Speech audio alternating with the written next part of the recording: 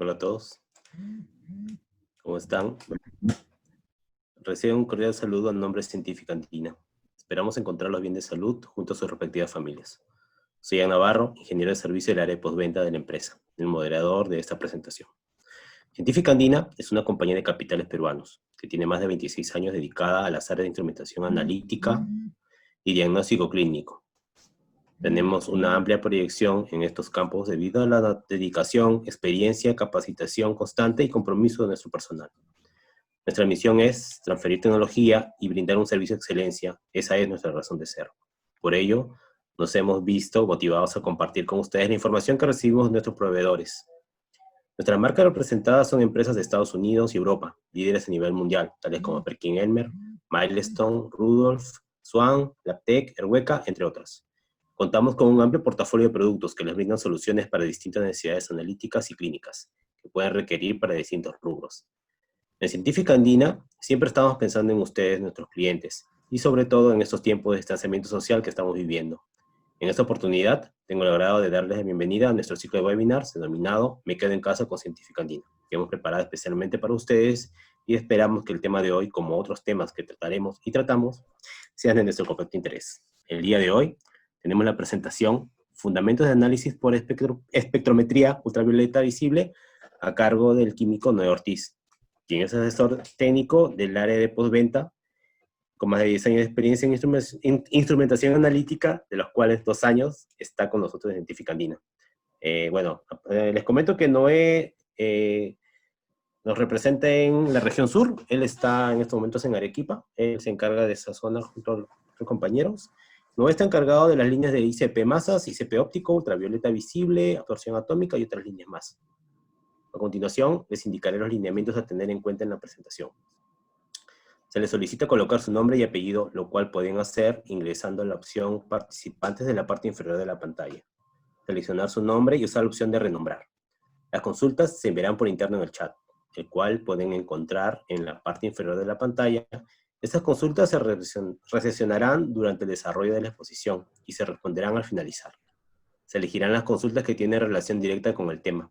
Cualquier pregunta que involucre otro tema o que merezca una respuesta más amplia se responderán vía email. A propósito de las consultas, les comento que nos acompañará el ingeniero César Caballero, gerente general de la empresa, pero le apoya a Noé en las respuestas. Al final, se brindará el correo de Noé para la absolución de nuevas consultas. Adicional a eso, le menciono que durante la exposición se dirá una palabra, que será la palabra clave de hoy, la cual será requerida en la encuesta final. El link de la encuesta se colocará en el chat y podrá ser llenada hasta las 9 de la noche. Sin más preámbulo, se da la palabra a Noé. Buenas noches, Noé.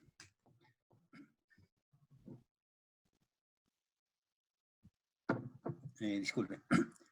Buenas noches y buenas noches con todos. Y espero que estén bien en su domicilio y bien de salud y con su familia. Bueno, continuando con estos ciclos de charla de Wenivar, hoy día vamos a tocar el tema Fundamentos de análisis por espectrofotometría UV visible.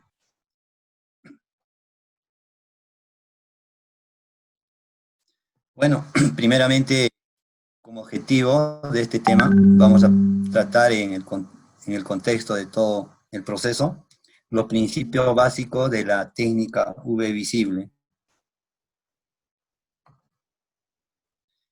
Como historia, algo pequeño nomás y rápido, es que en 1677, Isaac Newton por primera vez en uno de sus experimentos, él hizo incidir, ¿no?, una luz a un prisma de vidrio y en la cual salieron todo el espectro que se indica ahí del arco iris. Entonces, desde ese momento se llamó a todas esas luces que difractaban espectro. Y ahí vamos a pasar a 1940. Ronald Beckman, 1940, hizo el primer espectrofotómetro con una lámpara de hidrógeno. un amplificador de medidor de pH y un prisma de vidrio y un tubo, un fototubo, en la cual ellos inicialmente no han tenido buenos resultados en el lado UV, pero cuando ellos cambiaron el prisma ya de cuarzo, entonces han tenido un sustancial mejora, ¿no? En el rango de UV más que todo. Ya vamos a ver por qué el vidrio no se trabaja en todo el rango. Bueno, acá tenemos el espectrofotómetro, el espectrofotómetro, en la cual nosotros vamos a estudiar una parte de este espectro, en la cual es el visible y el ultravioleta, en la cual el rango es de 400 a 800 promedio el visible y de 190 a 400, 390 el ultravioleta.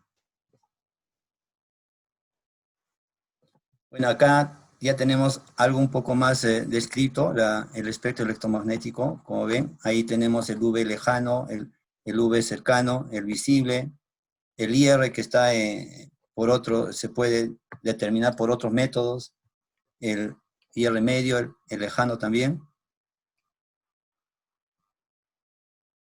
Y bueno, acá tenemos una gráfica en la cual podemos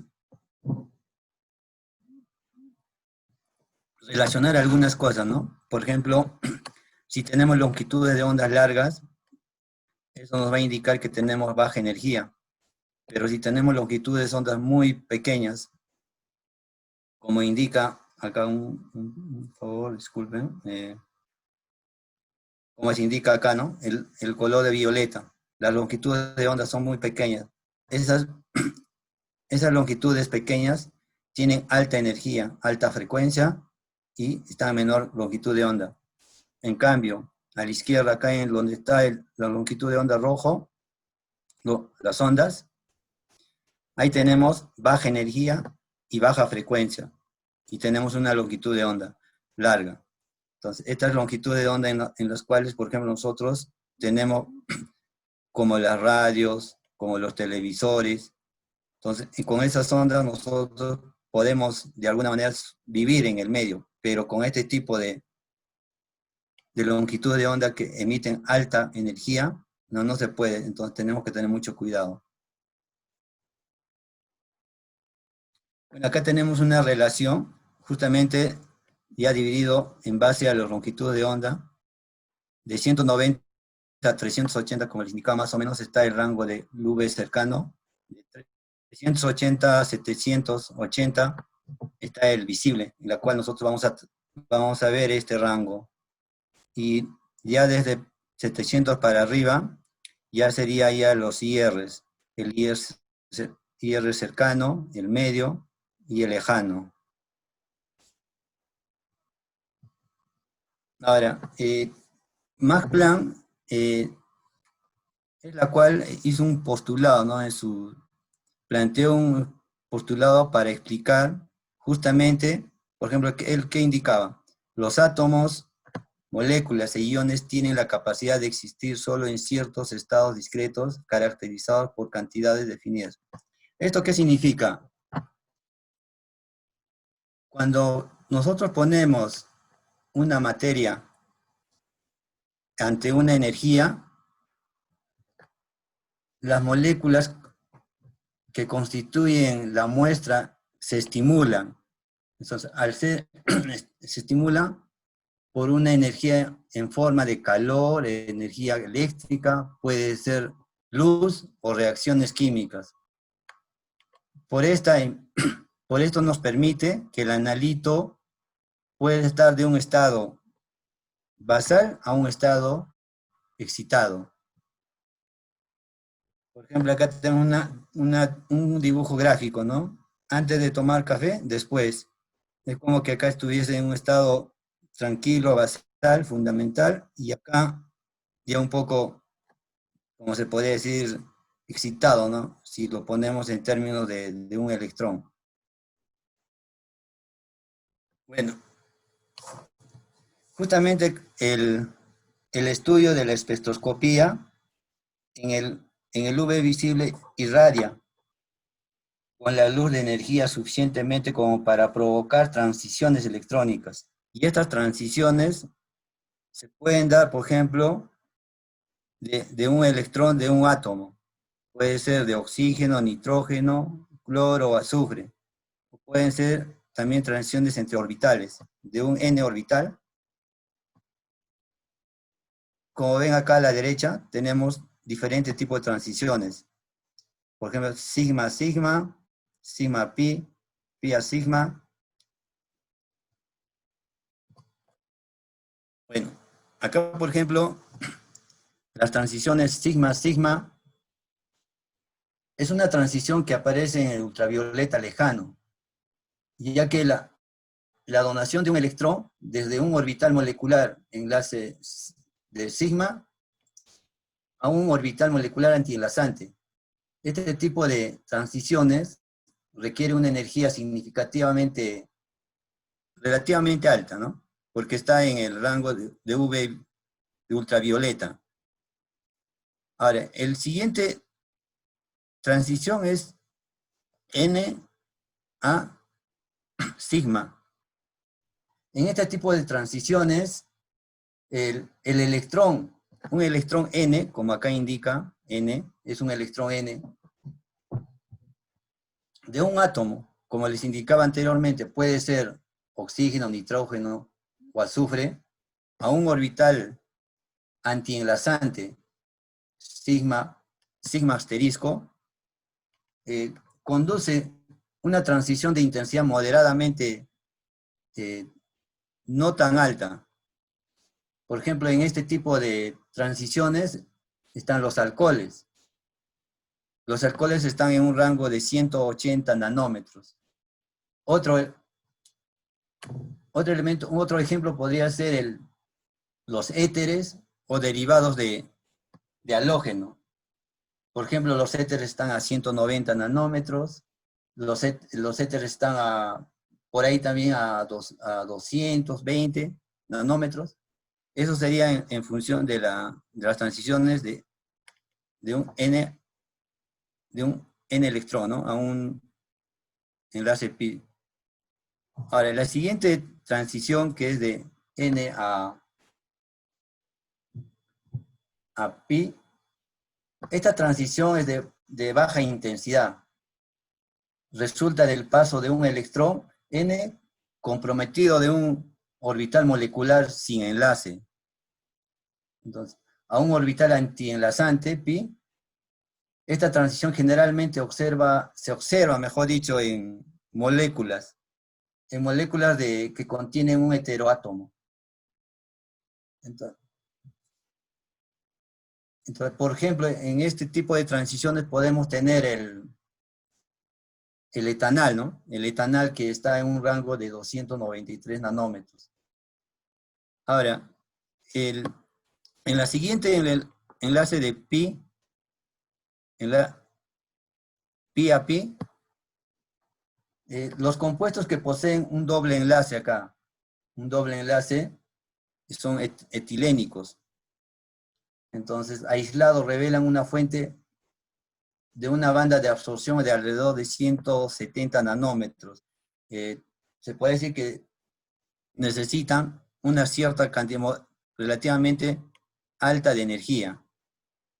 Y en el siguiente transición, que es DAD, hay, por ejemplo, son más que todo por las sales inorgánicas.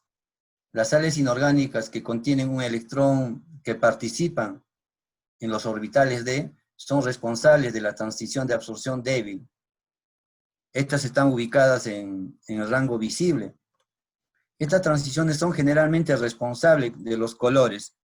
Por ejemplo, una solución metálica de titanio o puede ser de cobre que tiene una coloración de azul. O el permanganato de potasio. El permanganato de potasio, nosotros sabemos que tienen color de violeta. Ahora, también acá hay algunos cromóforos y solvatocromismo. Los cromóforos son más que todo se caracterizan porque, por ejemplo, se puede definir de qué es la parte o conjunto de átomos de una molécula que son responsables del color. Y en cuanto al solvatocromismo, tenemos dos tipos de, están subdivididas en dos, ¿no? El ipsocromismo y el batocromismo. El batocromismo, por ejemplo, también lo llaman desplazamiento rojo. ¿Por qué le dicen desplazamiento rojo? Porque justamente las soluciones, digamos, que van a trabajarse en ese rango son de color rojo, entonces los rojos están en el rango visible, por ese lado, más cerca del IR. Y en cambio, el ipsocromismo, que también es llamado desplazamiento azul, son las que están más al lado de ultravioleta.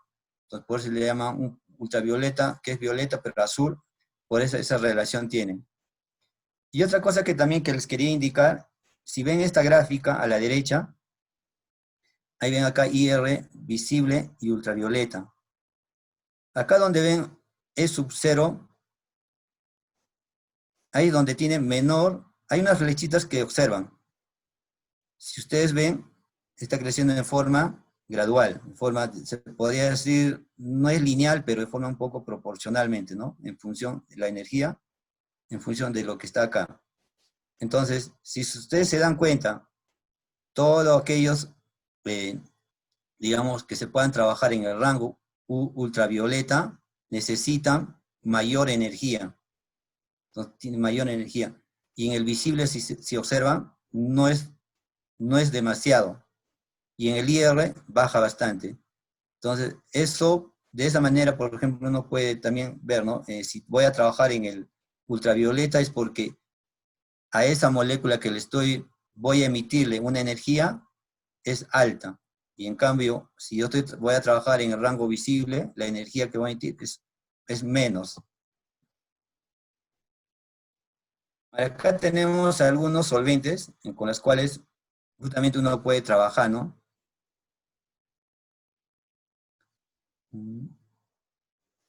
Ahora, ya que hemos hablado ya un poco sobre las transiciones y en qué rango se puede trabajar, también es importante saber con qué tipo de cubetas vamos a trabajar, el material más que todo, porque no todos los materiales se puede trabajar en todo el rango. Por ejemplo, acá nosotros tenemos cubetas de cuarzo.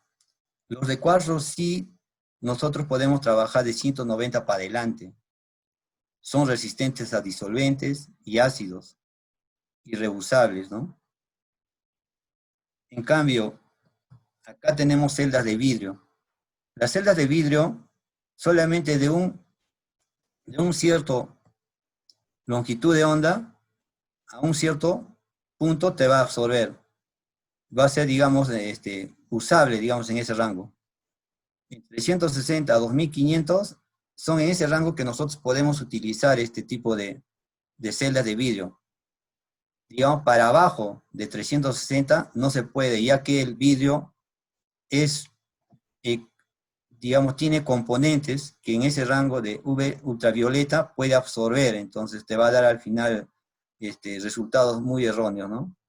Entonces, por esa razón no se puede trabajar menores a 360 nanómetros. Entonces, son resistentes a disolventes, pero no a todos los ácidos. Algunos ácidos no puedes trabajar con ellos. Y son reusables también. En cuanto a las celdas desechables, tenemos los de plástico. Bueno, desechables yo lo indico porque si nos acogemos así en forma literalmente, con buenas prácticas, se podría decir laboratorio, pues esto debería usarse una vez y deberíamos desecharlo. Pero en algunos casos esto lo usan, ¿no? Lo reutilizan. Claro, siempre y cuando teniendo las precauciones necesarias. Y, por ejemplo, acá el plástico solamente se puede trabajar en un rango de 220 a 900 nanómetros. Por ejemplo, el poliestireno, solo de 340 a 900 nanómetros se puede trabajar. no son resistentes a disolventes ni ácidos. Entonces, cuando uno trabaja con este tipo de celdas, pues hay que tener cuidado, ¿no? Que las soluciones que nosotros vamos a utilizar, que no sean, digamos, ni disolventes ni contengan ácido, ¿no? Porque luego puede deteriorar más la celda y por ella no te va a dar una buena, digamos, de lo que tú estás haciendo, ¿no? La concentración que tú quieres realmente obtener. Bueno, hoy día la palabra clave es Lambda 365. Es un equipo de nosotros que tenemos. Entonces, esa es la palabra clave, que no se olviden.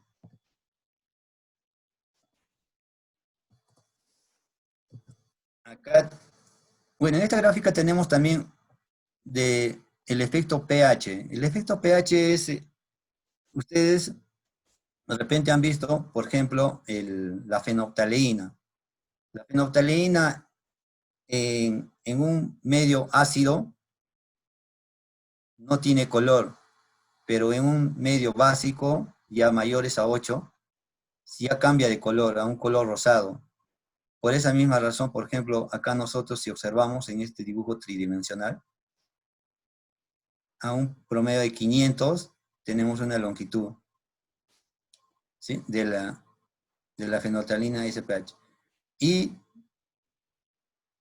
acá más a la izquierda vemos que en un rango de 300 y tantos está la fenolftaleína, digamos, incolora, porque justamente ese es su comportamiento, ¿no? En el medio ácido se comporta es de color blanco, transparente, y cuando está en medio básico, se tiene una absorbancia en una longitud de onda promedio de 500.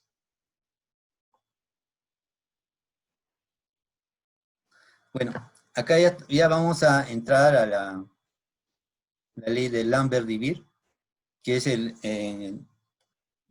con la cual a nosotros nos va a ayudar digamos,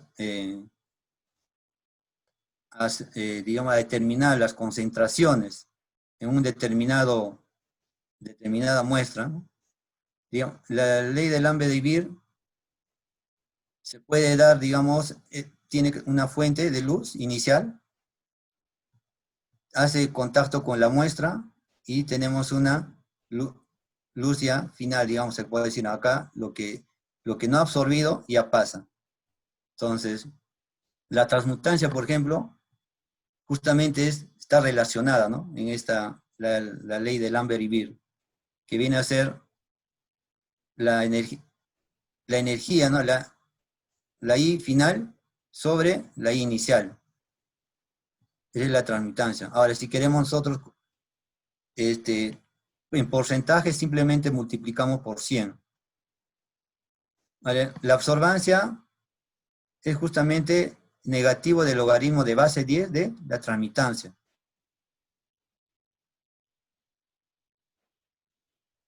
Por ejemplo, cuando hemos hablado delante de ahí de la luz que incide sobre la muestra, esa luz puede ser de que no toda la luz que puede chocar, digamos, con la muestra, sino puede haber una que se refleja, y la muestra que puede absorber, que es absorbancia, y la transmitida que pasa. Entonces, la suma de todos estos tres debe darte 1. Es la interacción de la luz con la materia, ¿no?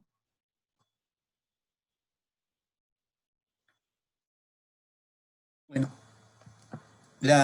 justamente esta ley de Lambert-Dibir nos ayuda a nosotros a cuantificar, nos ayuda a cuantificar concentraciones de una cierta muestra. Acá, por ejemplo, la absorbancia este es igual al coeficiente de absorción molar por la concentración y la longitud o el espacio, digamos, del paso de la celda.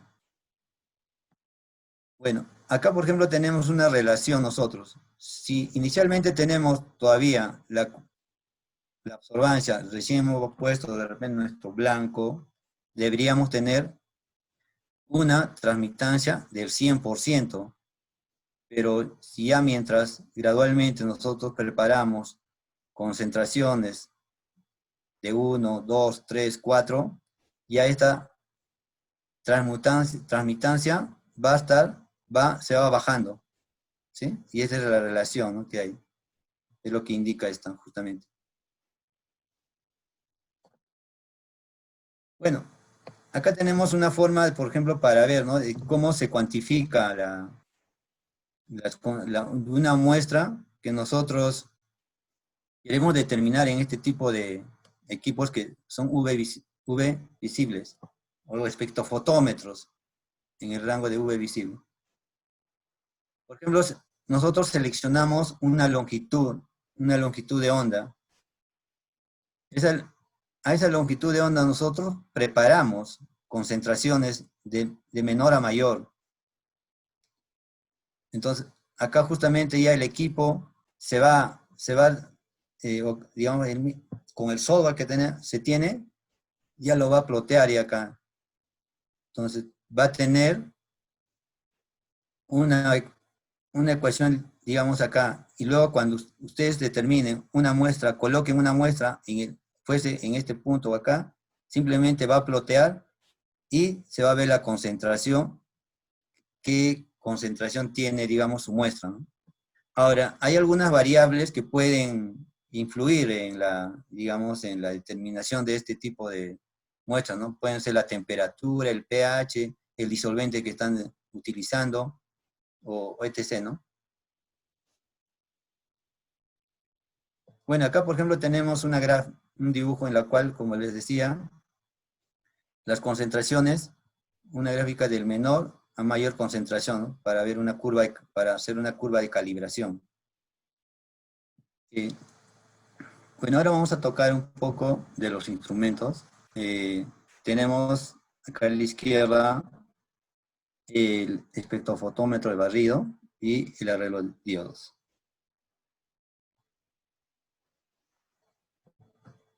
Bueno, solo para indicarles que, digamos, en el espectrofotómetro,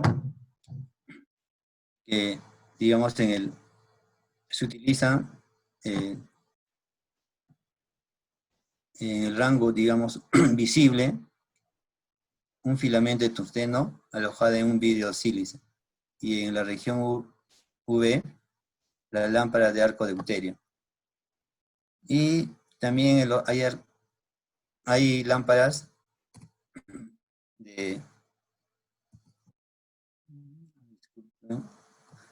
también lámparas de la región de 1100 a 200, el arco de xenón. Bueno, acá nosotros tenemos la lámpara de deuterio. Ya, acá mejor. Acá tenemos una gráfica, si ustedes ven, la lámpara de deuterio y tungsteno. Por ejemplo, si nosotros quisiéramos trabajar, ya que los espectros que tenemos son de 190 a 1100 nanómetros, y si vamos a trabajar en el rango, digamos, en esta parte de 200, entonces las lámparas de deuterio que tenemos tienen una buena energía en ese rango. Entonces ustedes van a poder normalmente trabajar sin ningún problema en esa parte.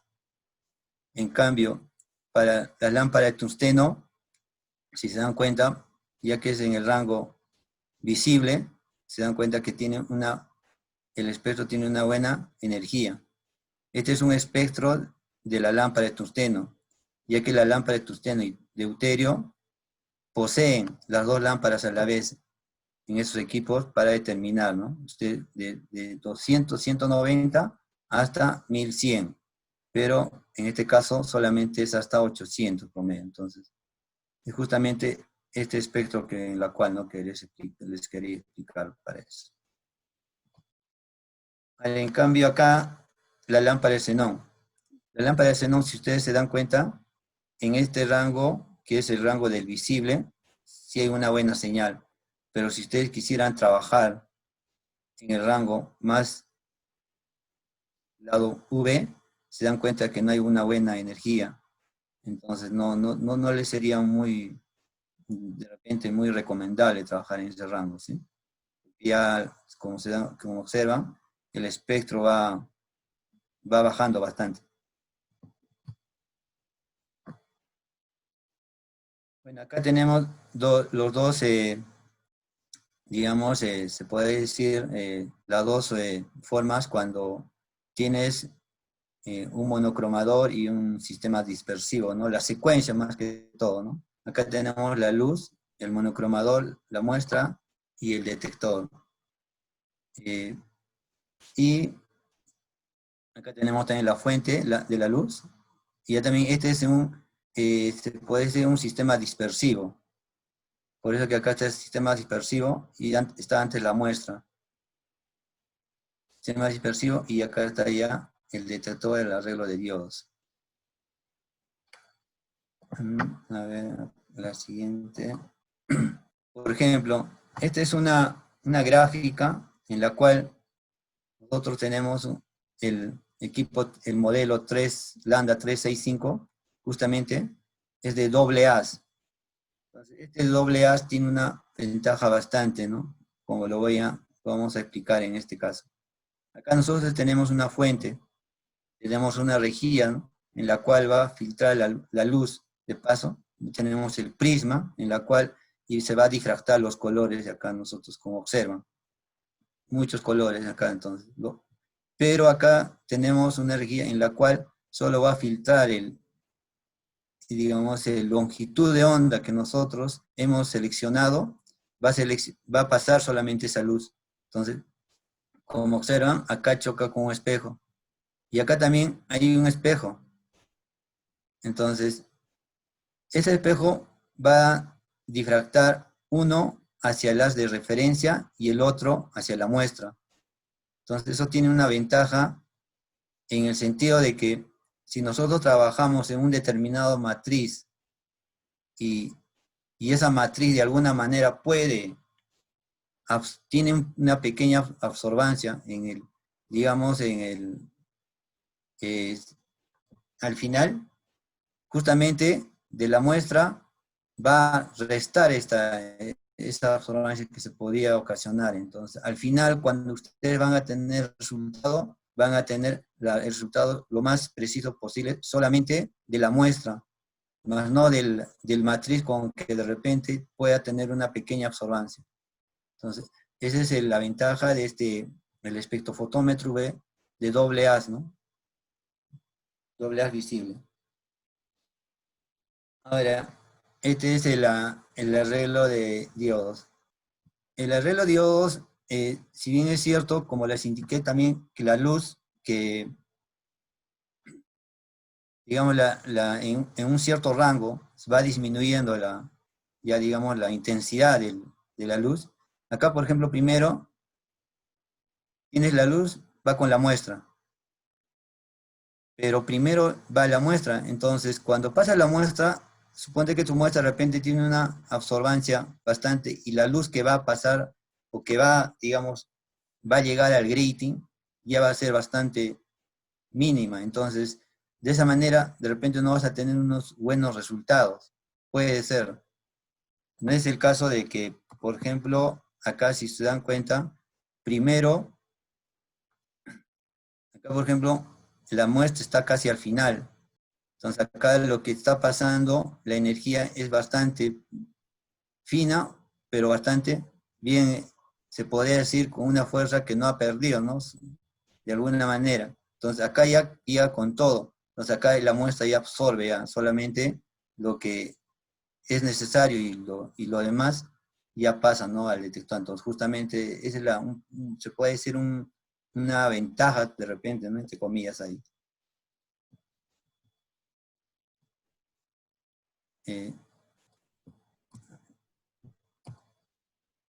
Bueno, acá es para seleccionar el ancho de la banda, el slit. Nosotros tenemos que, digamos, el slit debe ser 1 la décima parte del ancho de la banda, del compuesto obtenido de media altura.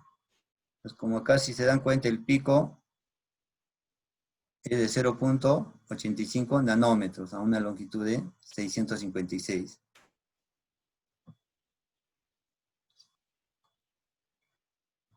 Esta parte de la selección del SLIM, en el análisis cuantitativo, nos ayuda, por ejemplo, cuando uno elige un SLIM más amplio para obtener una relación señal-ruido, ¿no? Óptima y suficientemente angosta para excluir los componentes de interferentes. En este caso, nosotros podemos escoger el SLIM si es un poco más ancho o más delgado, justamente para eliminar justamente este interferente. Como ven acá, hay dos espectros que están uno a continuo del otro. Entonces, si queremos eliminar de repente que nosotros no necesitamos, porque es como interferente, podemos escoger un SLIM un poco más pequeño, o más reducido, más delgado.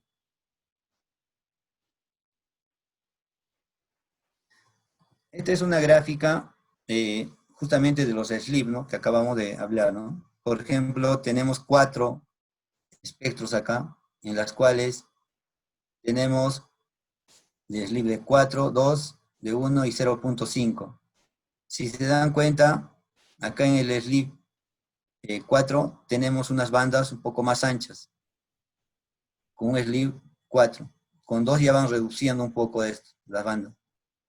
Y así, y al final, por ejemplo, en la D tenemos ya unas bandas muy puntiagudas. Entonces, uno se puede adaptar a cuál de los 4 de los SLIM me ayuda bastante a tener una buena precisión. Eso ya lo ven, digamos, al momento de hacer digamos, al momento de hacer digamos, la lectura, ¿no?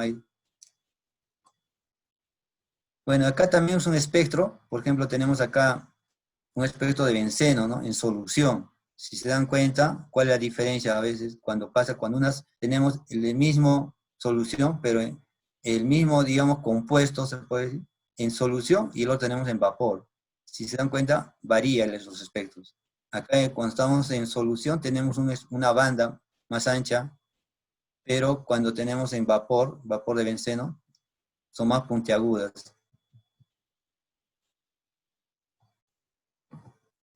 El ruido también es importante en los equipos, porque el ruido nos va, digamos, permitir, eh, digamos, tener al momento de hacer o validar un método, o hacer de repente, queremos cuantificar muestras bastante pequeñas, de concentraciones bajísimas, entonces debemos tener lo menos posible ruido, porque si tenemos mucho ruido, ese ruido puede afectar a nosotros en nuestros límites de cuantificación. Y en este caso, cuando queremos validar un método, ¿no? Por ejemplo, en este tipo de equipos que nosotros tenemos, el Lambda 365, el ruido es bastante pequeño. Como se observa, es 0,0005. Entonces, es bien bajito.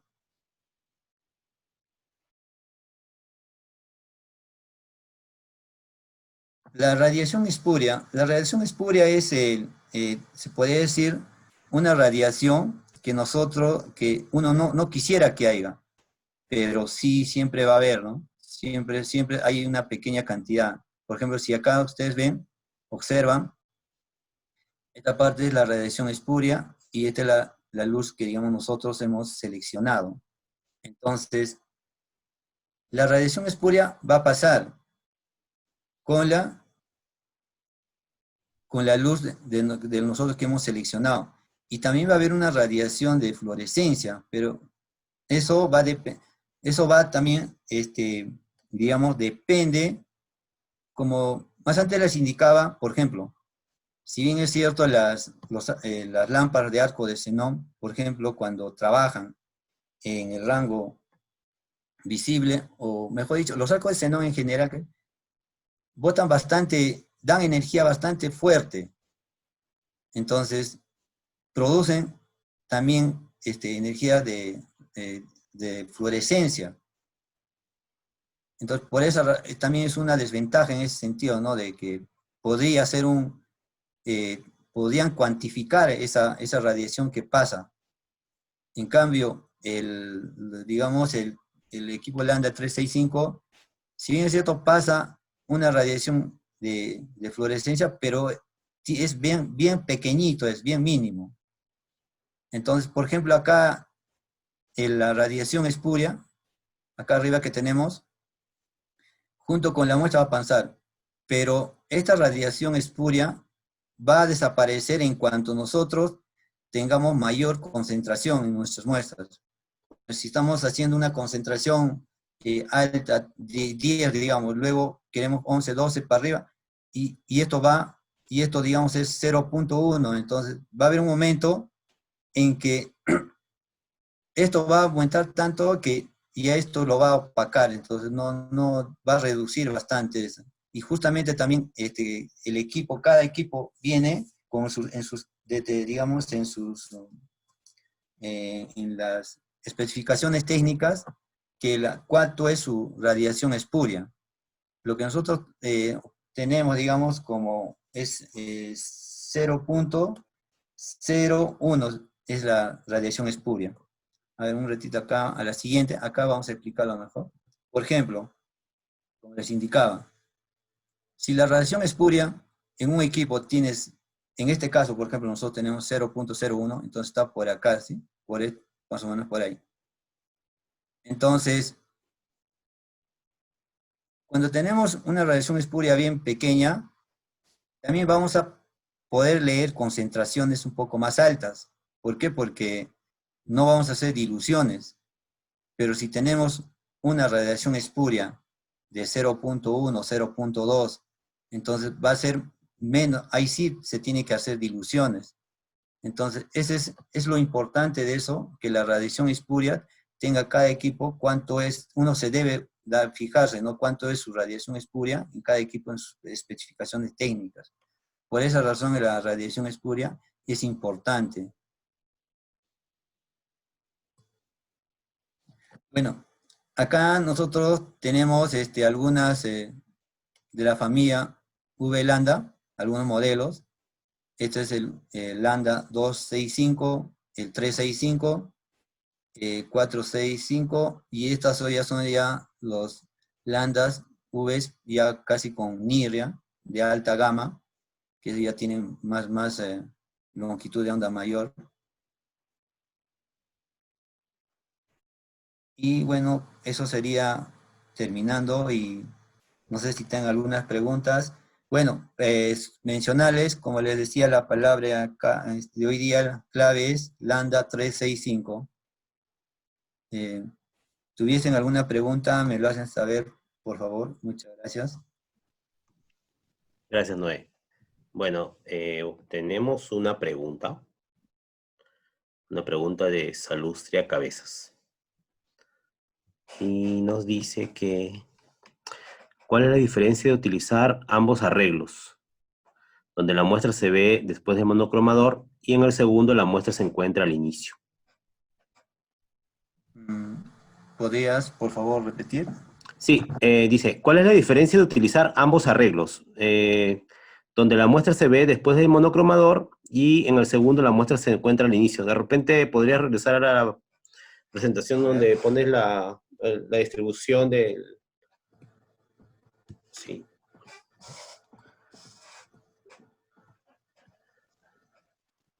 Sí, me imagino que es sobre esos diagramas que has puesto. Uh-huh. Ya. Podría comentarlo en un momento. La idea con los equipos que está mostrando allí, la parte superior sería un equipo como el que acaba de pasar, que es un equipo de doble haz, ¿no? En el cual la idea es que le llamamos monocromador a esta sección donde, en primer lugar, hay una ventana que tiene un ancho determinado, la rejilla de entrada, o slit también le llaman, y esto de aquí define una cantidad de luz de la fuente luminosa, que puede ser la lámpara de tungsteno o de deuterio, dependiendo del rango de longitud de onda que estemos trabajando. Entonces, en la parte interna tiene un elemento que lo que hace es, que en este caso es un prisma, pero realmente utilizamos rejilla de difracción, o en inglés llamado grating, ¿no?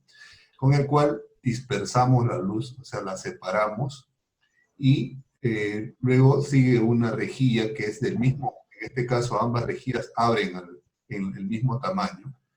Esta es la rejilla de salida o slit de salida, por el cual sale la luz, digamos, seleccionada, o sea, la longitud de onda seleccionada. Entonces,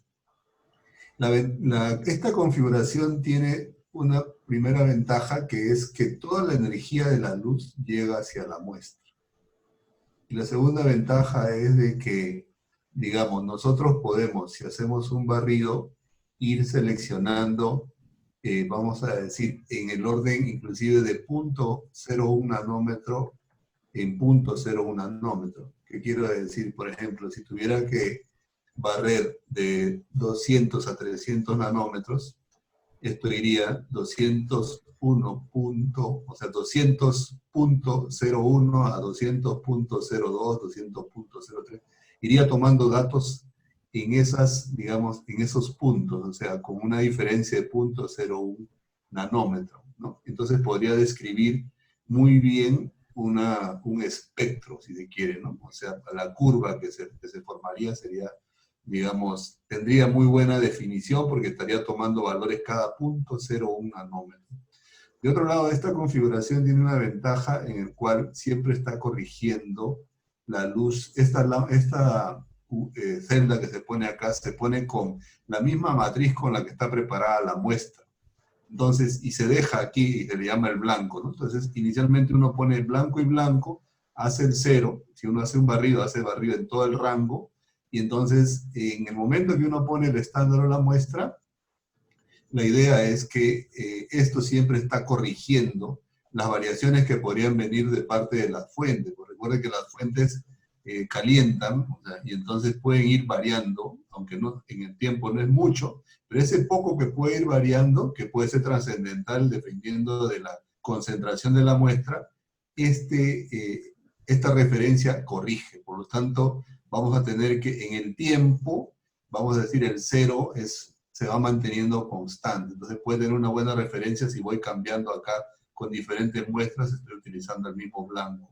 Y de esa manera, esta configuración tiene la ventaja de poder tener una alta resolución, tiene la ventaja de poder tener una buena estabilidad, tiene la ventaja de tener menor ruido, y un parámetro que se llama deriva también, es decir, que la línea base no se mueva del 0, por decir, sino en otros casos, cuando la deriva es alta, se va subiendo o se va bajando con una pendiente.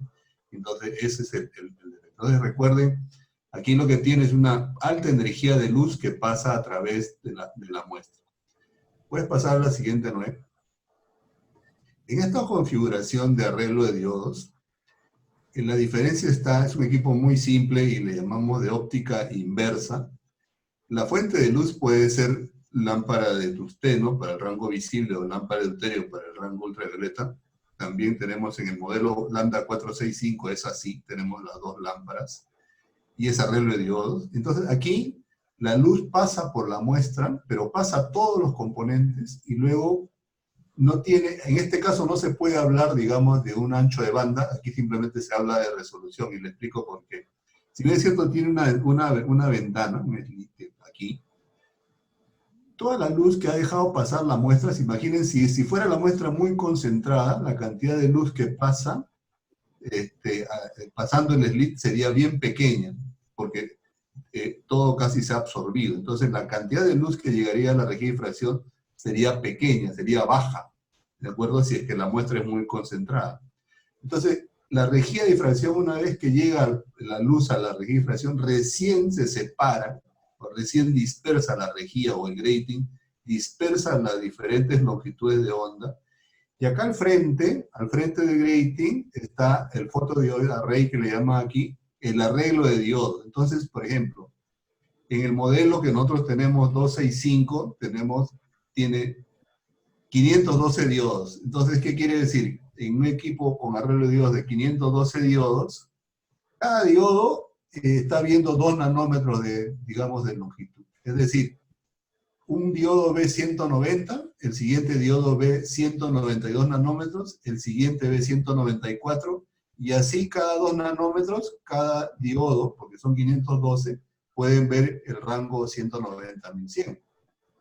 Entonces, en un equipo de arreglo de diodos se habla de resolución, no se habla de ancho de banda, porque la resolución sería 2 nanómetros, es decir, cada diodo viendo 2 nanómetros digamos, de luz. Entonces, aquí, a diferencia que en el anterior, que era de barrido, y que podía leer cada punto 0,1 nanómetro, porque la rejilla se movía para seleccionar la longitud de onda, en un equipo de arreglo de diodos no se puede, porque la rejilla es fija, los diodos son fijos, y entonces al dispersar la luz, la radiación de cada longitud, de cada color, llega a un diodo determinado, ¿no? Inclusive pueden llegar, entonces, ¿qué es lo que pasa? Aquí se lee cada 2 nanómetros, es decir, cuando hace una gráfica, lo que está haciendo es interpolar. Como lea 190 y lea 192, para llenar entre 190 y 192, matemáticamente se rellena y poder trazar la línea entre 190 y 192. Luego interpola entre 192 y 194 y así sucesivamente. En el modelo 465, también nosotros de arreglo de diodos, esto tiene 1024 diodos, por lo tanto, cada diodo lee aproximadamente 1 nanómetro. Entonces aquí estaríamos leyendo 190, 191, 192, 193. Y entre 190 y 191, una interpolación, o sea, un relleno con matemáticas. O sea, rellenamos para que pueda luego, cuando ustedes ven en la pantalla de la computadora, ven una línea continua del espectro. Pero lo real es que deberían ver puntitos. En la información realmente son puntitos. Igual en el de barrido, en el anterior, el doble A, pero en el doble A la diferencia es que los puntitos tienen una diferencia de 0.01 nanómetro. Aquí, dependiendo del equipo de arreglo de diodos, vamos a tener con 512 diodos, tenemos información cada 2 nanómetros. Con 1024 diodos tenemos información cada 1 nanómetro. Entonces, la ventaja única del equipo de arreglo de diodos es velocidad. ¿Qué quiere decir? Que de pronto en el equipo nuestro, en 20 segundos, tengo todo el espectro de 190 a 1100 nanómetros en el modelo 465. Pero lo que no tengo, primero que aquí tengo, este equipo se llama asimple, porque es un solo haz de luz. Por lo tanto, si la luz empieza a calentar un poco más, el cero se me va a mover, tengo que estar haciendo cero a cada momento. Tengo una sola ubicación de celda. Entonces, eso hace que, digamos, el arreglo de diodos, nosotros la verdad lo tenemos, pero lo recomendamos si alguien está interesado en hacer una cinética química, cinética enzimática, si está interesado en trabajar en función del tiempo, si es crítico el tiempo.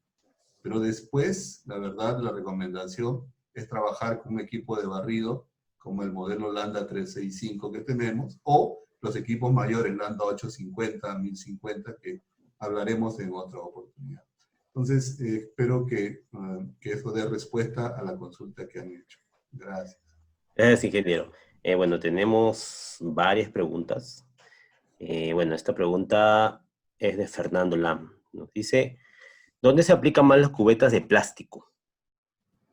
Noé, no sé si pueda responderla. A ver, ya. Por ejemplo acá, solamente los de plástico pueden utilizar el rango de 220 a 900 nanómetros. Alguna, digamos, lo que están realizando, si está dentro de esos rangos, sí lo va, digamos, ¿no? Es usable en ese rango.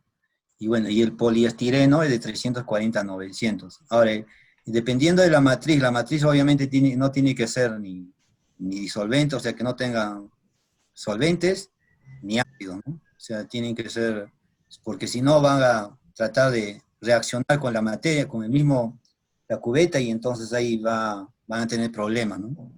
Es más que todo, por ahí va la... Gracias, Noé. Bueno, acá Fernando también nos hace otra repregunta, para aprovechar que estamos con las cubetas. Nos dice que él utiliza cubetas de vidrio en 430 nanómetros, en soluciones de pH 5. Bueno, aquí consulta si puede cambiar a cubetas de plástico. En 400 de vidrio. Sí. Claro, es que ese es su rango de, como se dan cuenta acá, es de 360 a 2500 las cubetas de vidrio. Sí, Sí, pero lo que me parece que él quiere saber es si tú le recomendarías, bueno, si podría cambiar el de vidrio a plástico, pero el pH, dice, su solución es de 5, el pH de 5. bueno, ligeramente un poco ácido. Ahora, bueno, si lo va, es que generalmente este tipo de plásticos vienen en cantidad, ¿no? Se venden. Estamos hablando de 1000, 2000, y son desechables. Ujú, Y yo no sé si ellos, algunos, más que todo este tipo de cubetas se utilizan más que todo en nivel universitario, ¿no? De estudio, a veces, más que todo por el costo, a veces. Porque, o sea, utilizan y, bueno, lo usan 2, 3, 4 veces a veces, lo desechan. Pero si es un laboratorio así y que tienen que dar cierta credibilidad, no sé yo, eso sería ya cuestión de ellos, ¿no? ¿Qué tanto? ok. Ujú. A ver, bueno, acá hay una pregunta de Margot Pumarumi, que creo que yo te podría ayudar. Y dice, ¿qué prueba realizo para la verificación del equipo y cada qué tiempo recomienda realizarlo? Bueno, si me permites, Noé, yo la voy a responder. ¿Sí? Ok. Bueno, la verificación de rendimiento del equipo, nosotros recomendamos que se haga cada 6 meses. Para esto usamos unos filtros certificados, unos filtros de Olmio para verificar la exactitud de los picos en el eje de las abscisas y también unos filtros de vidrio para ver lo que es esa absorbancia, ¿no? Que detecta el equipo. Y que lo que nos diga el certificado de estos filtros coincida con lo que vamos a leer en el equipo. Bien, eso es lo que se hace cada 6 meses. Ustedes podrían verificar también el equipo, de repente usando algún estándar, o podrían verificar que el equipo cumple con la exactitud de la detección de los picos usando el pico de deuterio. Bueno, el pico de deuterio sale en 656.1. Podrían verificar la exactitud del pico, teniendo en cuenta el error que les permite el modelo de su equipo. Y también podría ser una verificación de lo que es la repetibilidad, ¿no? Hacer un barrido, bueno, 1 o 10 barridos del mismo pico y verificar que este pico esté, esté en la misma posición, sí, disculpen, en la misma posición en estos 10 barridos, ¿no? Un error que también les debe decir las especificaciones de su equipo. Eso es lo que yo les recomendaría si es que ustedes desean hacer una verificación. Y si quieren algo ya más formal, de repente comprarse los estándares y hacer la verificación. Y cada qué tiempo, bueno, eso también ya depende de ustedes, ¿no? Va a depender de cómo lo quieran trabajar ustedes.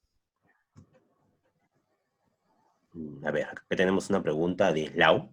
Nos dice, en una solución de nanopartículas de óxido de hierro, ¿qué blanco se utilizaría? ¿Eh? Óxido de, Óxido óxido de de, hierro, ¿qué blanco se utilizaría? bueno, primeramente tendría que comentarle, no sé, cuál es su proceso de TOSU, digamos, si está trabajando con ácido, tiene que ser lo más cercano posible a lo que él está trabajando, ¿no? Con ese tipo tendría que ser su blanco. Ujú. Entonces, Noé, ¿te parece si pones la presentación con tu correo para que te pueda enviar un poco Sí, más de podría información? averiguarle, sí, porque Sí, ahorita, ujú, que te escriba para poder ayudarlo. y también un poco, ¿cómo se llama? Precisar un poco, ¿no? ¿Qué es qué es lo que está realizando, ¿no? Más o menos. Ahí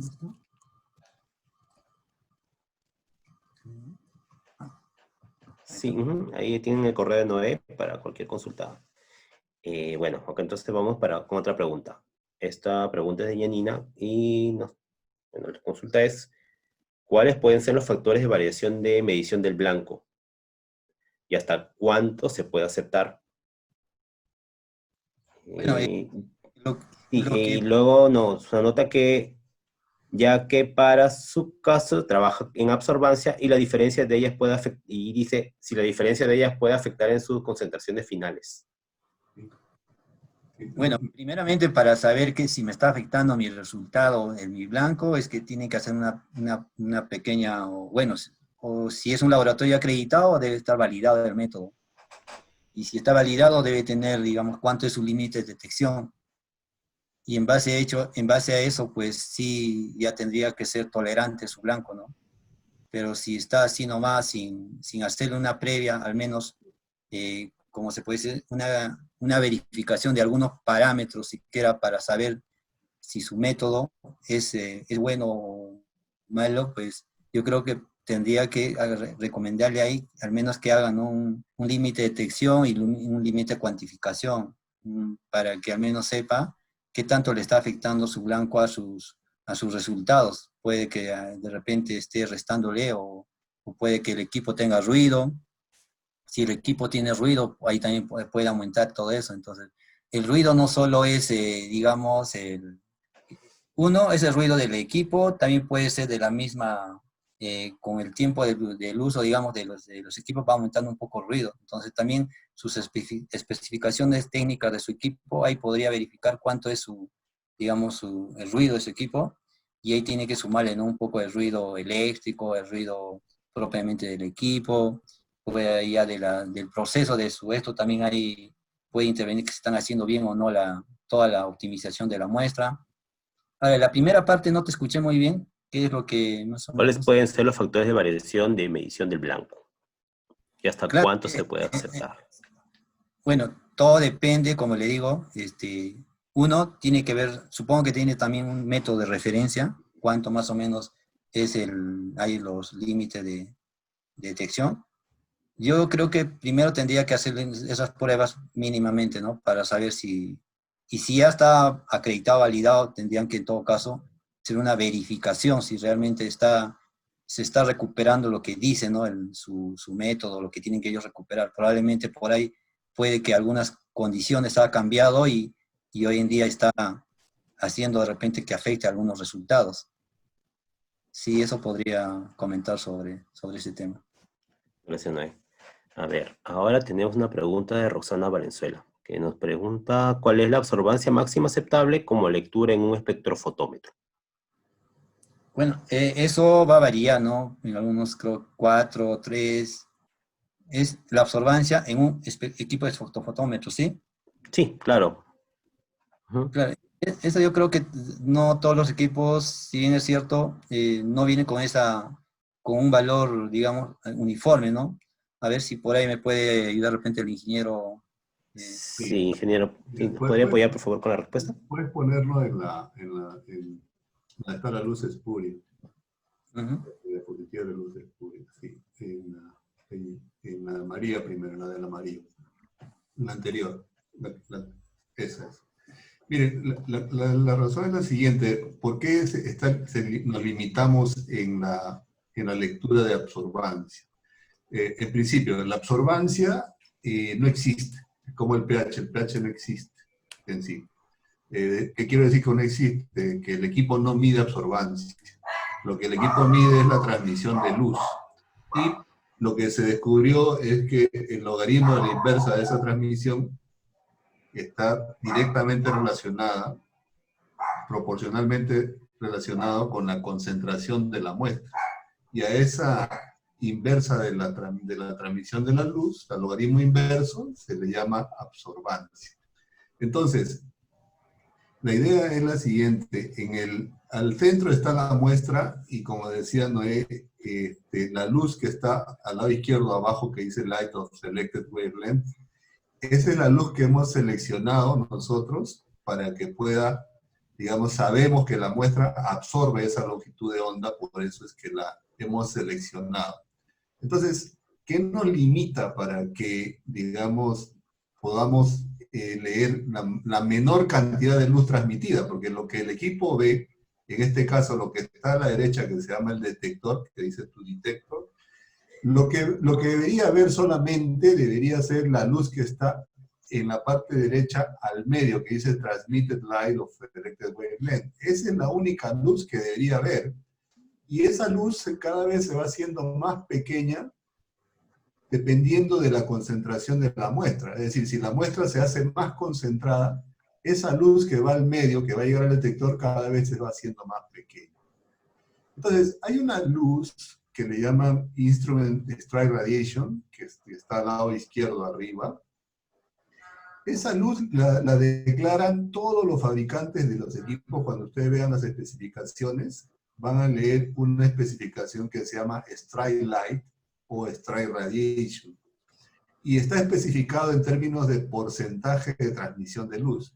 ¿Qué significa? Si ustedes ven nuestros equipos, me imagino también nuestros competidores, toda la parte interna está pintada de color negro mate, o sea, evitando reflexión de luz, porque la idea es de que solo debería pasar la luz que está abajo, que dice Light of Reflected Wavelength. Esa es la única que debería pasar. Pero lamentablemente el fabricante declara y dice, mire, yo he hecho lo mejor posible por hacer mi diseño, y sin embargo, algo de luz, de todas maneras, va a llegar siempre a las muestras. Así ustedes no la hayan seleccionado. Y eso se llama Strike Light o Strike Radiation. Nosotros lo traducimos como luz espuria, radiación espuria. Entonces, como esa luz no es la luz que quiere la muestra, no le interesa la muestra, esa luz pasa directamente. Ahora, ese valor es pequeño, ese Strike Radiation not absorbed by sample que dice que está señalando Noé, es pequeña. En el caso nuestro, es 0.0, en el 365 es 0.02% de transmitancia. Tenemos equipos, que hablaremos la siguiente semana, un poco voy a tratar el tema, equipos mayores, que vienen teniendo 0.305% de transmisión del Strike Light o Strike Radiation. O sea, son valores súper bajos de lo que le sería esa luz indeseable. Esa luz no la queremos, pero lamentablemente esa Strike Radiation también llega al detector. Entonces el detector lee la luz que ha dejado pasar la muestra, que debido a la concentración pasó algo de luz, o sea, no llegó a ser absorbida toda, que es la central. También el detector está leyendo la luz indeseable, la de arriba, Strike Radiation, entonces está leyendo la suma de ambos. Y en el caso de que utilizáramos una fuente de energía muy alta, podría ser que la radiación de la luz de la fuente que estamos usando provoque en la muestra fluorescencia. Y esa sería la que está señalando Noé. Bueno, en el caso de la lámpara ultravioleta que usamos, que es de deuterio, y la lámpara visible que usamos, que es de tungsteno, la energía no es tan fuerte como para provocar fluorescencia. Nosotros y otros fabricantes de otros equipos, para los fluorómetros o espectrofluorómetros utilizamos lámpara de xenón. ¿Por qué? Porque con la lámpara de xenón tiene una energía tan intensa que provoca fluorescencia en la muestra. ¿Ya? Entonces, por eso en los equipos, en la mayoría de los equipos, solamente tenemos un modelo. El modelo más básico que tenemos, el Lambda 265, de 512 diodos, usa lámpara de xenón. Luego, en adelante, nosotros utilizamos lámparas para el UV de deuterio y para el visible de tungsteno. ¿Por qué? Porque queremos evitar, no sabemos cuál sea la muestra del cliente, que podría provocar que esa luz genere esa radiación indeseable llamada radiación debido a la fluorescencia, que es la que presenta abajo.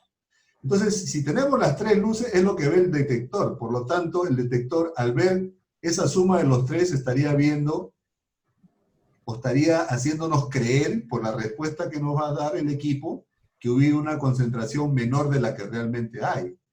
¿Por qué? Porque la radiación espuria, la de arriba, más la radiación de fluorescencia, se estarían sumando a la radiación de la luz transmitida.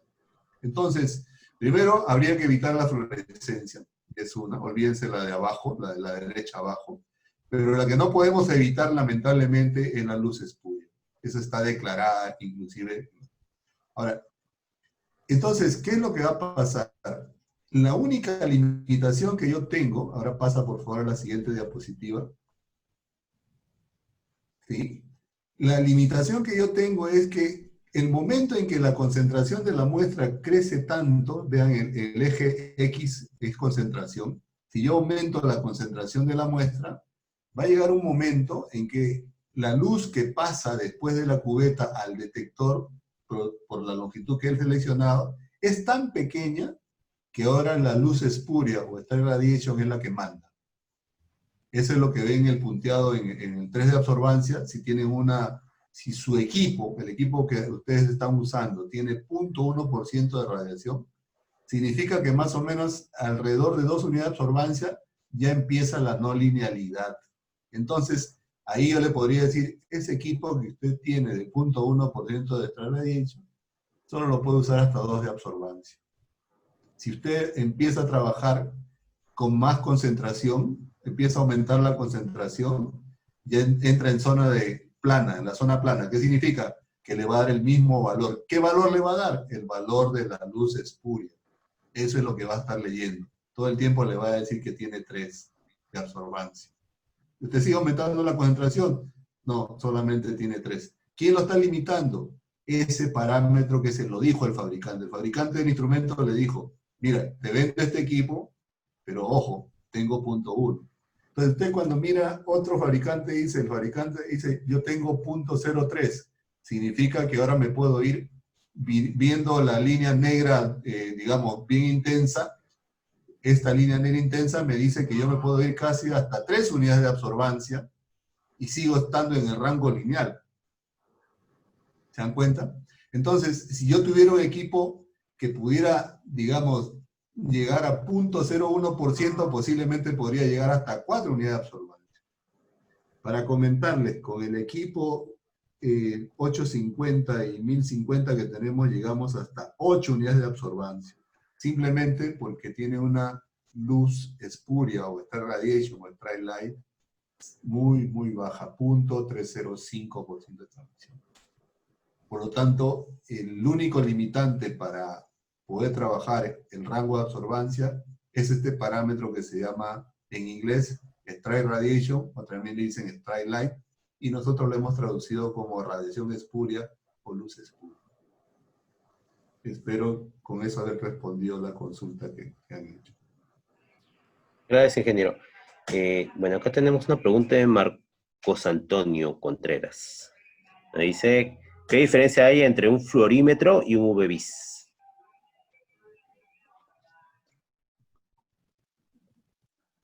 Bueno, son dos cosas completamente diferentes. Un espectrofotómetro, ultravioleta visible, uno, digamos, la radiación de una longitud llega a la muestra y esa radiación de la misma longitud pasa hacia el detector. En un fluorómetro, nosotros hacemos incidir una longitud en la muestra, una luz de una longitud de onda, y la muestra al que le causamos la fluorescencia emite en otra longitud de onda. Por ejemplo, le excitamos a la muestra, se llama así, longitud de excitación, con 240 nanómetros, y la muestra florece y tiene una longitud de onda de emisión, se llama así, emite en una longitud de 360 nanómetros. Entonces, tenemos, vamos a decir, en un espectrofluorómetro, tenemos 2 rejillas de difracción. Una rejilla de difracción para seleccionar la longitud de onda de excitación y una rejilla de difracción que nos permite seleccionar la longitud de onda de emisión. Entonces, cuando habla de un fluorómetro a secas, posiblemente estés refiriéndote a un equipo con filtros, es decir, tiene un filtro, la lámpara de xenón, le ponen delante de la lámpara de xenón un filtro que selecciona una longitud de onda, que sería la de excitación, y luego la muestra florece y emite radiación en otra longitud de onda, y al otro lado hay un filtro, digamos, en la longitud de onda de emisión. Entonces, son dos instrumentos completamente diferentes. No se puede hacer con un espectrofotómetro medir fluorescencia y con un fluorómetro medir radiación UV-Vis tal cual, digamos, la conocemos. De hecho, la longitud está en el rango ultravioleta visible en fluorómetro, pero no estamos haciendo la medición de la que estamos hablando hoy. Gracias. Gracias, ingeniero. A ver, tenemos una pregunta aquí de, bueno, Fernando Lam. Esta creo que yo también la puedo responder. Nos dice, ¿las lámparas UV y visibles sufren desgastes si el equipo está 24 horas prendido? Bueno, sí. Estas lámparas se van a desgastar. Incluso la lámpara UV, que es la de deuterio, se va a desgastar con el tiempo, así no esté encendida, porque hay que recordar que el deuterio es un gas. Entonces, la lámpara es de vidrio, ¿cierto? Pero tiene poros microscópicos por los que el gas va a ir fugando, ¿no? Entonces en algún momento la lámpara se va a agotar porque el gas se va de la lámpara. Y con respecto a la lámpara visible, es una lámpara de tuxeno, entonces es un filamento. Se va a terminar de consumir porque se va a quemar con la misma incandescencia, ¿no? El calor que se genera adentro. Entonces, sí, se van a desgastar con el tiempo. A ver, tenemos una pregunta de Yanina. Dice, el ponente mencionó que se puede medir la longitud de onda en los alcoholes. ¿Cómo podría ver si el etanol que me están comercializando... A ver. Disculpen. ¿Cómo podría ver si es etanol lo que me están comercializando o es metano? ¿Cómo puedo hacer por espectrometría la determinación de dicha diferencia? ¿Noé? Sí, por favor, ¿puedes repetirme? Sí, bueno, ella quiere verificar si el producto que le están vendiendo es etanol o es metano. Bueno, supongo que es metanol. ¿Cómo puede hacer por espectrometría la determinación de dicha diferencia? Me parece que esto tú lo mencionaste por Sí, lo que los pasa, bueno, en cortes. sí, digamos, se puede decir el procedimiento, ahorita exactamente no tengo, pero sí el metanol, por ejemplo, en un rango de 183 nanómetros, Ujú. detecta en ese rango, ¿no? El espectro, digamos, ¿no? La longitud de onda. Entonces, más bien ahí tendría que, de repente, buscar o alguna aplicación, ¿no? En la cual, ¿cómo se podría determinar eso? Más que todo. Sí.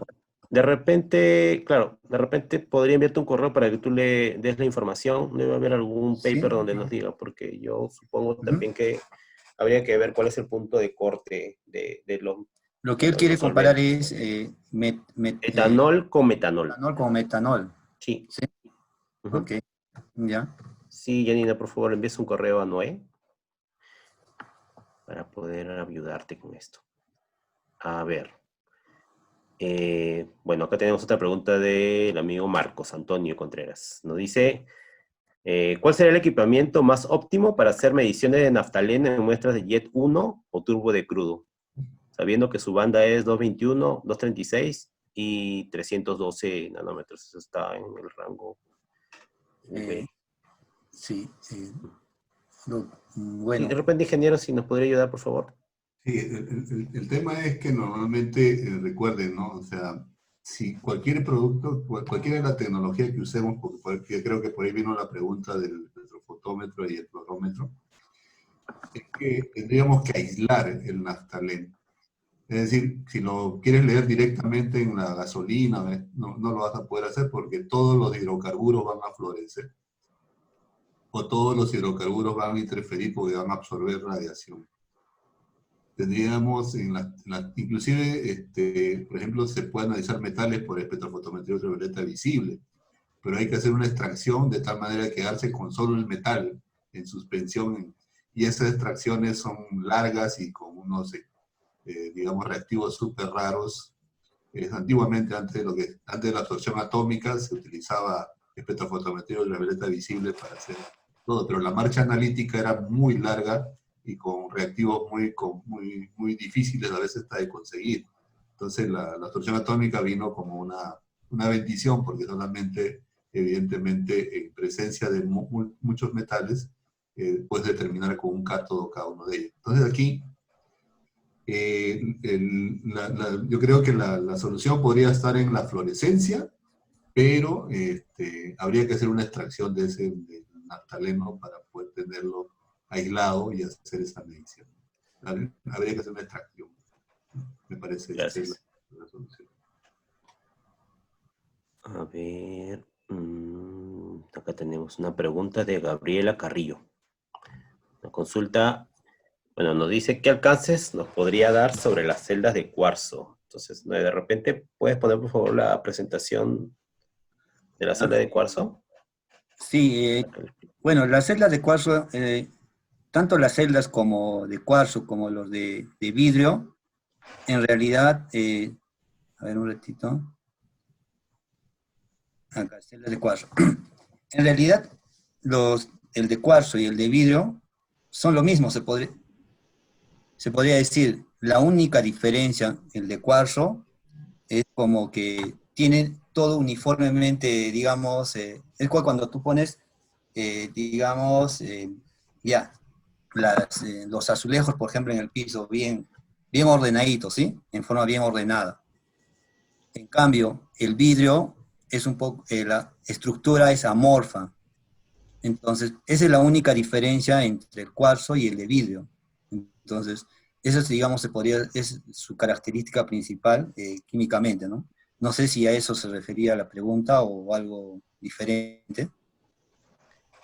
Sí, bueno, quizás si es que tiene alguna consulta más, podría enviarte un correo. Bueno, a ver, una más por aquí. A ver, Milton Paucar nos pregunta, ¿cómo puede identificar dónde va la cubeta de referencia y demuestra un equipo? Y también, ¿cuáles son los factores que generan el ruido y si se pueden prevenir? Sí, no, por favor. Ya. Bueno, por lo general las cubetas de referencia están siempre en la parte posterior, porque viene en la parte de adelante está la muestra y en la parte posterior nomás está eh, la de muestra de referencia. Van a venir, en el modelo que nosotros, por ejemplo, al equipo que nosotros, digamos, del ANDA 365, viene los dos ya, digamos, solamente para colocar la cubeta, que está ya los dos, y, digamos, en fila, ¿no? Como se puede decir. De adelante es de la muestra y el de atrás es de la muestra de referencia. Ahora, en cuanto a los ruidos, el ruido tiene varios factores, en realidad. No solamente es el ruido del equipo, porque tienes que considerar de ahí las condiciones de tu, digamos, de donde está instalado tu equipo, ¿no? Puede hacer un ruido eléctrico, digamos, de la parte eléctrica, digamos, viene ya, es como que de repente no tienes un pozo a tierra, y si no tienes un pozo a tierra también hay ya fluctuaciones, ya de repente hay ya, si no están con, digamos, que deben tener ciertas condiciones ese pozo a tierra, entonces ya si de ahí ya comenzamos, viene un ruido, entonces va a afectar ya al equipo ese ruido, y no necesariamente ese ruido es del equipo. Muy independientemente, el equipo propio mismo tiene su ruido, con las especificaciones como dice, del mismo equipo, ¿no? Ese es uno de los factores que puede, digamos, influir. Ahora, otro tipo de ruido también podría ser del ambiente, ¿no? Si por ahí está más cerca a alguna cosa, algún equipo de repente que emite ruidos, también eso va a absorber todo ese ruido. Entonces, cuando va a comenzar digamos, a determinar su análisis, todo ese tipo de ruidos lo va, como se dice, va a juntarse al final. Entonces, los ruidos no solamente son del equipo propiamente dicho, es de todo, engloba todo un conjunto, ¿no? O sea, de lo que estoy comentando, más o menos, el ruido. Eso podría decirle, ¿no? Quisiera agregar algo, Noé. ¿Ya? También es importante tener en cuenta que el ruido también se va a incrementar en la medida de que el envejecimiento de las lámparas, en el polvo que puede haber en el ambiente que va a empezar, digamos, a cubrir los espejos internos, ¿no? Entonces, cada vez que la energía del sistema en general va disminuyendo por alguna razón, por el polvo, por este envejecimiento de las lámparas, o porque las mismas celdas no están lavadas correctamente, entonces la energía de la señal que llega al final cada vez va a ser menor, por lo tanto el ruido existente va a ser notorio, es decir, la relación señal a ruido, que se llama, ¿no? O sea, la señal a ruido cada vez va disminuyendo. Entonces, ¿cómo evitar?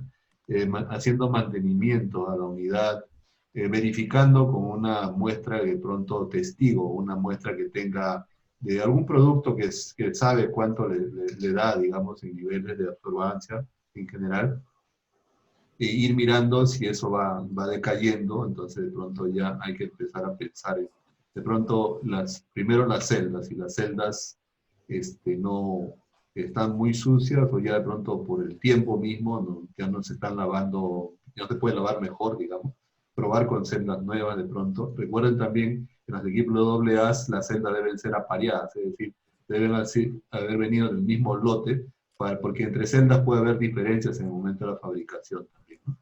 Si esa no es la causa, de pronto ya tengo un tema de mantenimiento, y las lámparas de pronto ya están bajas en intensidad, los chicos de servicio lo pueden revisar y pueden ver ese tema. Eso sería mi recomendación para poder evaluar el instrumento, ¿no? Yo quería compartir para responder un poco la pregunta de las cubetas de cuarzo, si me permiten compartir. Voy a entrar, ¿de acuerdo? Después ya regresamos, ¿sí? Entonces, yo quería decirle compartir con ustedes esto que están viendo ahorita mi presentación están viendo materiales ópticos, ¿de acuerdo? ¿Me puede avisar? ¿Sí? Sí. Entonces, fíjense, en materiales ópticos, las celdas normalmente tienen cuando vean ustedes sus celdas, por lo general tienen un par de puntitos o verdes, o azules, o amarillos, y además a veces llevan impresiones, puede decir OS, puede decir QS, ¿no? Por lo general, nosotros cuando vendemos las celdas de vidrio, vendemos las celdas de vidrio que dicen OS, que es vidrio óptico especial, que va desde 320 hasta 2500 nanómetros. Fíjense que acá también está su gráfico, ¿no? O sea, tiene entonces, de pronto, ustedes con esto podrían darse cuenta de que hay diferentes tipos de vidrios, como también hay diferentes tipos de cuarzo, también importante, ¿no? Por ejemplo, este cuarzo Suprasil 300, nosotros lo vendemos cuando un cliente quiere trabajar en la región infrarrojo cercano, porque justamente se extiende más allá de 2500 hacia la zona del infrarrojo cercano. Y entonces la QS también podría utilizarse, pero entre 2500 y 3500, digamos, si alguien quiere trabajar más allá de 2500, el QS, que es el tradicional que vendemos con los equipos de espectrofotómetro UV-Vis, ya no le alcanzaría si alguien quiere trabajar más allá de esta longitud. Obviamente, no con los espectrofotómetros ultravioleta visibles que hemos venido hablando, y no lo harían con un equipo de infrarrojo cercano. Entonces, de eso quería comentarles que hay un tema, todos los materiales, cuando se colocan, como ven, absorben de todas maneras una cantidad de luz. O sea, el mismo vidrio, el cuarzo, la cubeta, ustedes la ponen y absorben una cantidad. Mira, cuando ustedes no ponen la cubeta están al 100% de transmisión, como lo que aparece aquí, ¿no? O sea, voy a jalar el puntero de láser. O sea, 100% de transmisión, sin celda, el equipo le da 100% de transmisión. Pone la celda, inmediatamente se cae la transmisión. ¿Por qué? Porque la celda misma, el material, vidrio, cuarzo, quien sea, absorbe una cantidad de luz. Entonces, si a eso le agregamos el solvente o la matriz en la cual tienen la muestra, que sería el blanco, se va a caer aún más la transmisión de luz. Y entonces, cuando nosotros hacemos el cero, realmente estamos perdiendo toda esta banda de posibilidad de lectura con el instrumento. ¿Por qué? Porque necesitamos poner la celda, necesitamos poner el blanco, entonces hay que tener también todo eso en cuenta. Eso es lo que quería comentar y no sé si tengan alguna otra pregunta más de este tema. Sí, todavía tenemos algunas preguntas más. Voy a dejar de compartir para que pongas tu presentación nueva. A ver, aquí Carlos Meléndez nos consulta acerca de, bueno, una funcionalidad del software. Dice, ¿cuál es la asistencia que brinda el equipo para el análisis de muestras empleando la segunda derivada, como el análisis de nitratos de UV? Esto me parece que, bueno, es más como el software de trabajo del instrumento va a procesar el espectro que se genere, ¿no?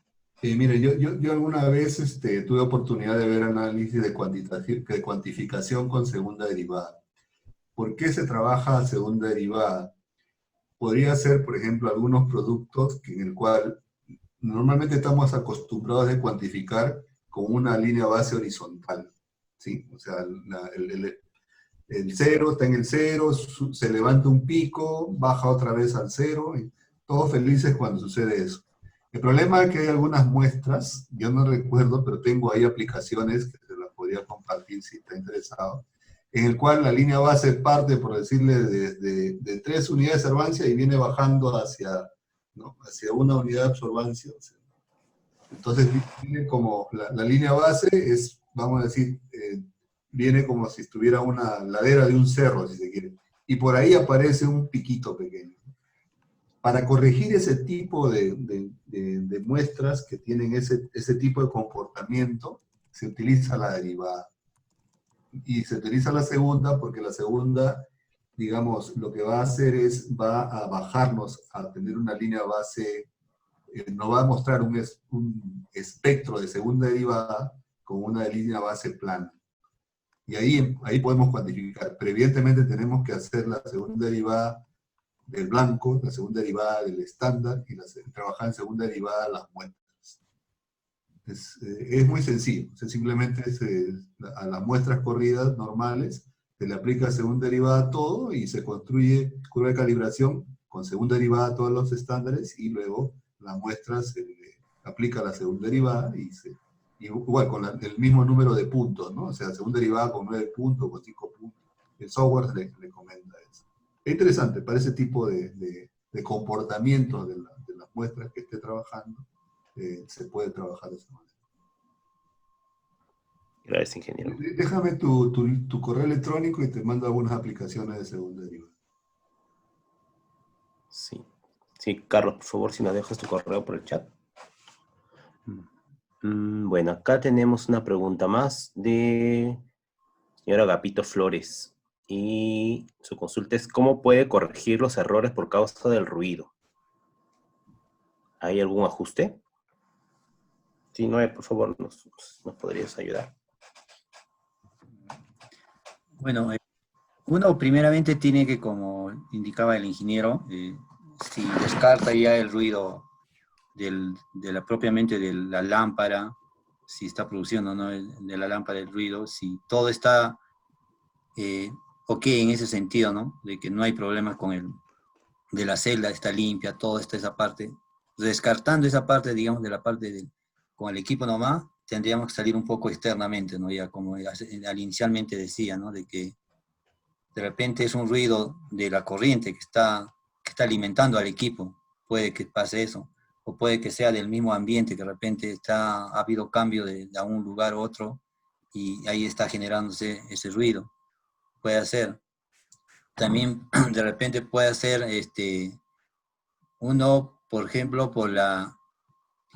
en el sentido de la lámpara, si se ha desgastado, obviamente ya va a tener algunas oscilaciones que inicialmente de repente no tenía, digamos, 0.05, digamos, con 3 ceros y 5, digamos, es un ejemplo, ¿no? Y luego de repente ese ruido aumentado ahora ya con 2 ceros y a 10. Entonces de repente ya está envejeciendo, ¿no?, su lámpara, puede ser eso. Y como has indicado también, de repente puede ser que el gas mismo de la lámpara ya esté ya desgastándose. Entonces, yo creo que descartando todas esas cosas que se indicó inicialmente, podría saber, ¿no?, en qué es lo que le está ocasionando el ruido que ahora está teniendo, ¿no? Quisiera agregar algo. ¿No me podría poner la diapositiva del ruido, por favor, para comentar? ¿Ya? Ya, mire, la idea es esta, ¿no? En el caso del ruido, es algo que también los fabricantes especifican en sus listas de especificaciones, valga la redundancia, cuál es el nivel de ruido con que están vendiendo el instrumento. Por ejemplo, en el caso del modelo que nosotros manejamos para doble haz, que es el que realmente recomendamos para las aplicaciones, el Lambda 365, el nivel de ruido es 0. Y escriban 4 ceros, 5 unidades de absorbancia. 0.40, 5 unidades de absorbancia. Y ahí es como ustedes están viendo ahorita, por ejemplo, el ruido, esto es como mirar, digamos, mirando un insecto con un microscopio, porque vean que parte en el rango Y de menos 0.30120 y hasta 0.30220, ¿no? Si lo pusiéramos de 0 digamos, de 0 a 1 de absorbancia, verían una línea perfecta posiblemente, ¿no? Entonces, ¿por qué, digamos, el ruido, digamos, me debe preocupar? Porque como comentó Noé, ¿no? O sea, el ruido me sirve para poder definir mi límite, primero de detección y luego mi límite de cuantificación.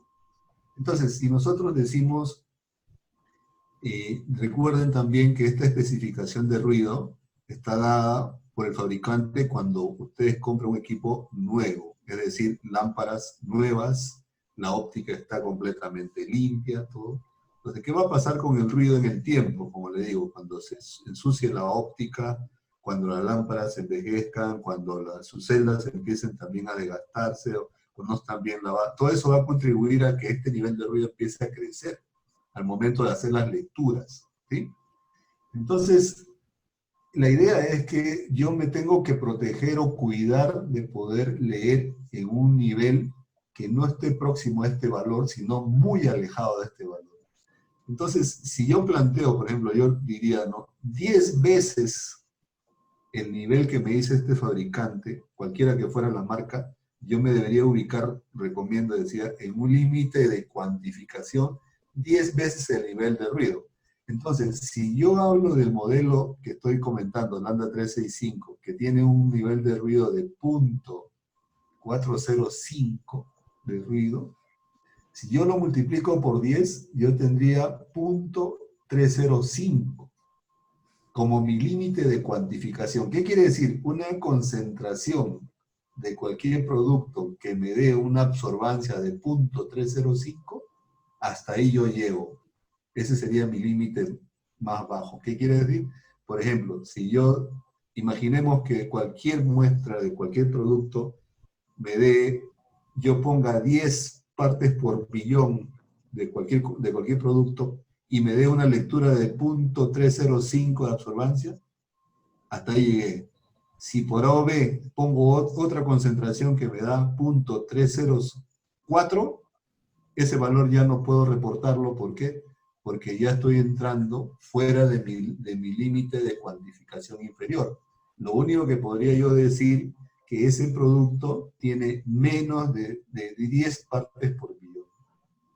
¿Por qué? Porque mi nivel de cuantificación, yo he declarado que es 10 partes por billón para el compuesto, porque en 10 partes por billón alcanzo 0.305 unidades de absorbancia. Entonces, si yo digo, exagero y digo, voy a poner 20 veces el nivel de ruido, yo podría establecer entonces que mi nivel de ruido realmente debería ser, mi límite de cuantificación debería ser 0.201. Entonces, en nuestro instrumento, cuando ustedes ven la señal que les da de lectura, los 3 decimales después del punto hacia la derecha, los 3 decimales, parece que fuera una foto. ¿Por qué? Porque el nivel de ruido es bien bajo de estos instrumentos. Entonces, cuando comentan ustedes cómo puedo hacer evitar el ruido, primero adquiere el instrumento que te dé el nivel de ruido más bajo posible. Con lo cual te vas a asegurar que tienes mayor posibilidad de poder poner un límite de cuantificación mucho más alto para cuando vengan las épocas difíciles, que la lámpara se agota, que tú puedas todavía tener un margen para poder trabajar ese nivel de cuantificación que has establecido. Va a ser muy difícil que puedas alcanzar un nivel de ruido tal que ya involucre, digamos, el nivel de cuantificación que has definido. Bueno, eso es lo que quería comentar y espero que se haya entendido la idea. Gracias, ingeniero. Bueno, no hay más preguntas. Por ahí hay algunas solicitudes de cotización que estaremos atendiendo, bueno, directamente y por interno. Bueno, aquí tenemos las charlas que se harán la próxima semana, extendiendo la vida útil de tu instrumento. Será el martes 23. El miércoles 24 tendremos cómo analizar muestras sólidas por UV-Vis. Y el jueves 25 tendremos el quinto foro de instrumentación analítica, Justamente trata sobre el tema de UV-Vis. ¿Cómo nos puede ayudar un espectrómetro UV-Vis? Disculpe. Bueno, no se olviden de llenar la encuesta. La palabra clave de hoy fue Lambda 365. Lo voy a poner en el chat. Lambda 365. Esa es la palabra de hoy. El link está en el chat. No sé si puedan, por favor, volverla a poner abajo. Bueno, eso sería todo de mi parte por hoy. Bueno, espero que les haya agradado la charla. Hasta la próxima. Gracias. Bueno, yo solo decirle muchas gracias por lo que nos están escuchando por el otro lado, y espero que también les haya ayudado en algo más. Y bueno, esperándolos que sigan asistiendo a las próximas charlas que estamos organizando y que tengan una linda noche. Muchas gracias. Bueno, muchas gracias a todos y bueno, cuídense y nos vemos entonces en la siguiente. Buenas noches.